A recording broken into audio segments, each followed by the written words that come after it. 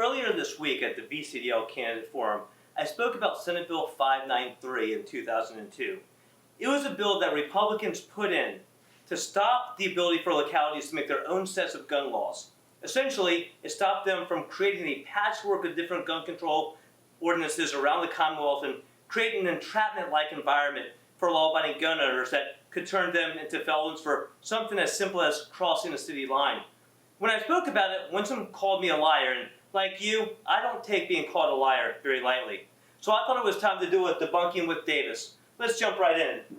So what I've done is I've created an overview of Senate Bill 593. Now this was a bill that stopped localities from creating and adopting any ordinance, resolution, motion, or administrative action that governs the purchase, possession, transfer, ownership, carrying, or transporting of firearms, ammunition, or other components within the locality. In other words, it stopped every locality from having their own set of gun laws.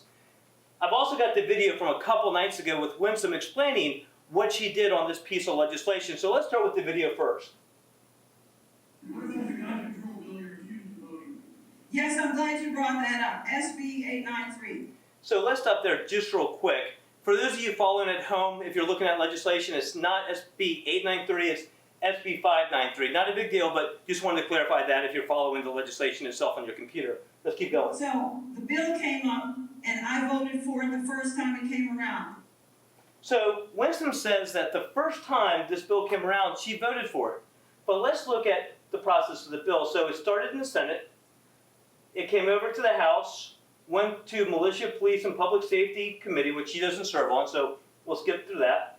The first vote on the full passage of that bill was February 27th. It was passed 72-27.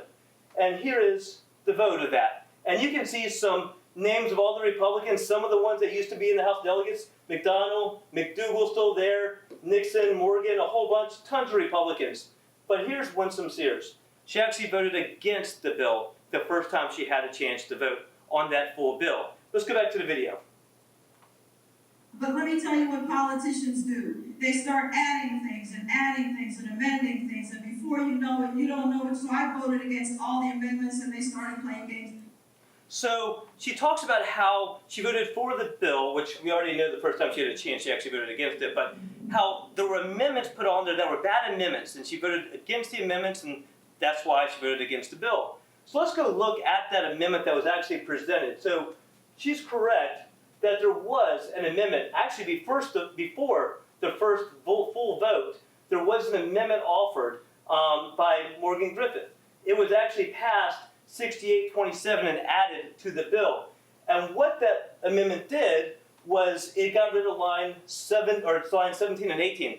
Essentially, taking a bill that said local governments shall not have the right to pass any laws restricting someone's right to possess or transfer a firearm, to also allowing it to say, and localities shall not have the right to restrict the employee in a public building from having their firearm. It's something that I think a lot of gun owners actually agree with, and what you'll find is so did almost every Republican who voted for that amendment.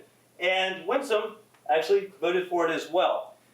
So she said that she voted for the bill, and there were bad amendments which she voted against. That's why she voted against it. And what we're seeing is this was the amendment. It actually was a good amendment. She voted for that amendment. But let's keep going with the video. I voted against the whole thing because I don't want to play around with the Second Amendment. So, and then she says it's because of the amendment that she voted against the whole thing, which you'll see a whole bunch of Republicans voted for it, and there's Winsome's voting against it. Now what's interesting about this is Winsome says that she voted for the bill, then there were bad amendments, so she voted against them, and then she voted against the bill. In reality, what happened was, before there ever was a vote on the House floor for the overall package, there was that amendment, which she voted for, not against. But then, even voting for the amendment, she still voted against the bill that first time.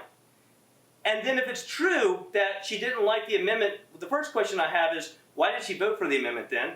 The second question I have is, when that bill came back from the Senate over here for that last and final vote for adoption, the Senate actually stripped the amendment and took the amendment off. So without the amendment, she still voted against the bill. So if she didn't like the amendment, she had a chance to vote for the bill with the amendment and vote for the bill without the amendment, and she voted no both times. Now, why this is so important is some of you may remember House Bill 421 in the 2020 session. This is the bill the Democrats put forward to actually allow localities, once again, to create their own set of gun control legislation in the Commonwealth and create that entrapment-like environment that could turn law-abiding gun owners into felons for something as simple as crossing a city line.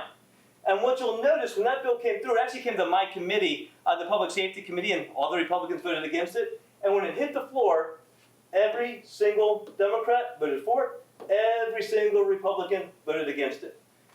Because all of us knew how important it was not to allow localities to create that patchwork of laws that could turn a law-abiding gun owner into a felon for something as simple as crossing a city line.